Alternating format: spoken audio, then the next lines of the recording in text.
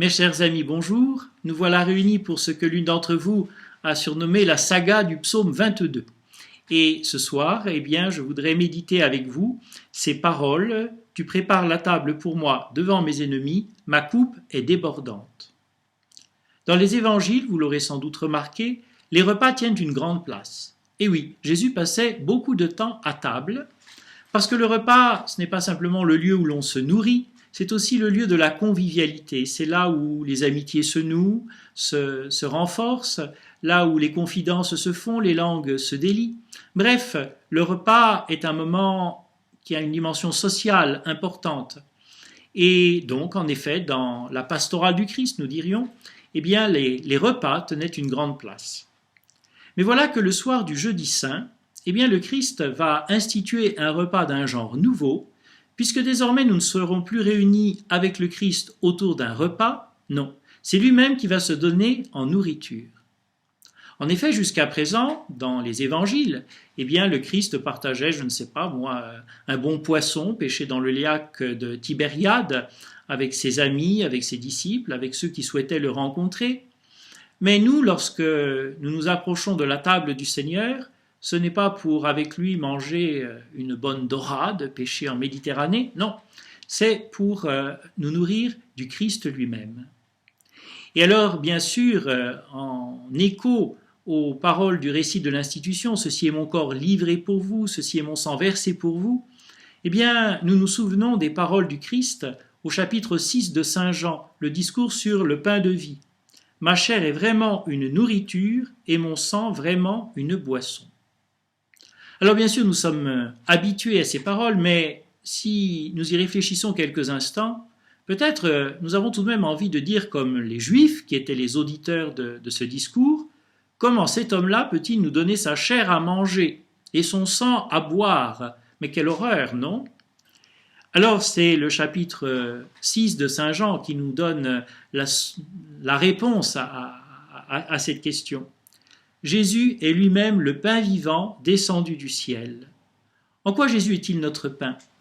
Le pain, ça nourrit, ça rassasie, ça donne des forces.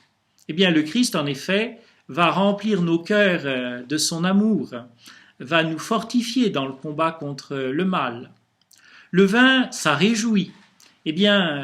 L'amour du Christ, l'amitié du Christ sont pour nous une source de joie. Et en tout cela, c'est vrai, Jésus est le pain vivant descendu du ciel. Mais ce pain, comment pouvons-nous, en quelque sorte, le recevoir en nous? Jésus nous le dit dans ce discours sur le pain de vie, le chapitre 6 de Saint Jean.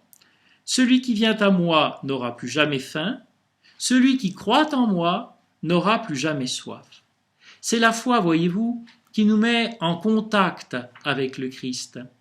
Par la foi, nous savons que le Seigneur nous aime.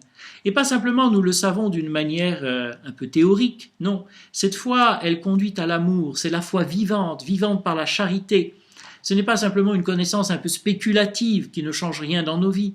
Non, c'est une connaissance qui nous prend de tout l'intérieur, qui nous fait goûter la profondeur, la beauté de ces paroles. Ceci est mon corps, ceci est mon sang, je suis le pain vivant descendu du ciel. C'est une expérience, au fond, qui prend tout notre être, notre intelligence, bien sûr, mais également notre affectivité, notre cœur, notre volonté, notre liberté. Et donc c'est par la foi, profondément, fondamentalement, que nous rentrons en contact avec le Christ. Mais parce que nous sommes des êtres sensibles, même les réalités les plus spirituelles ne nous deviennent tangibles qu'à travers des signes concrets, des signes, je dirais, matériels. L'amour que nous avons les uns pour les autres, l'amitié que nous avons les uns pour les autres, est d'abord une réalité qui est dans notre cœur.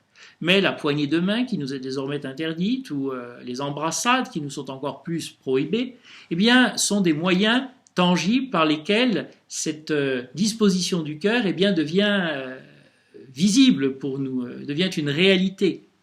Alors parce que nous sommes des êtres sensibles, des êtres de chair, bien que spirituels en même temps, le Christ a voulu que sa présence nous soit en quelque sorte rendue tangible par son corps et son sang eucharistique.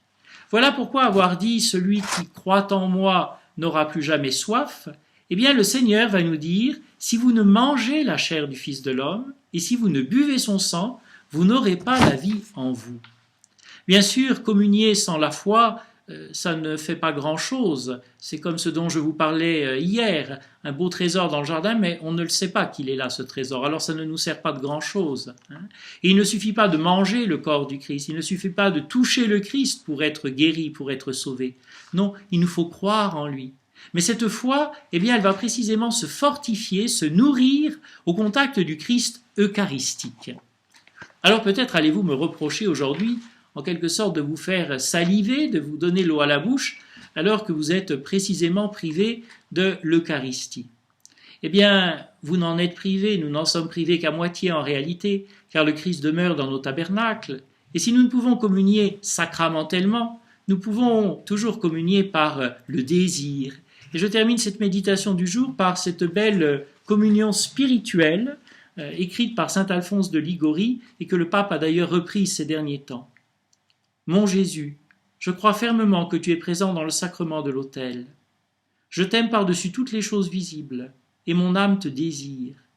Puisque maintenant je ne puis te recevoir sacramentellement, viens au moins dans mon cœur spirituellement. Et là nous prenons quelques instants pour méditer cette présence spirituelle du Christ en nous. Et nous continuons. Puisque tu es descendu dans mon cœur, je me serre contre toi, et je m'unis à toi entièrement. Fais que je ne me sépare jamais de toi, ô mon doux Jésus, mon bien-aimé. Blesse mon cœur et enflamme-le de ton amour, qu'il brûle sans cesse pour toi. Je t'adore à chaque instant, ô pain vivant descendu du ciel. Sacré-Cœur de Jésus, Sacré-Cœur de Jésus et cœur immaculé de Marie, bénissez-moi. Mon cœur t'appartient, ô Jésus, très saint, mon Sauveur. Que le Seigneur vous bénisse au nom du Père et du Fils et du Saint-Esprit. Amen.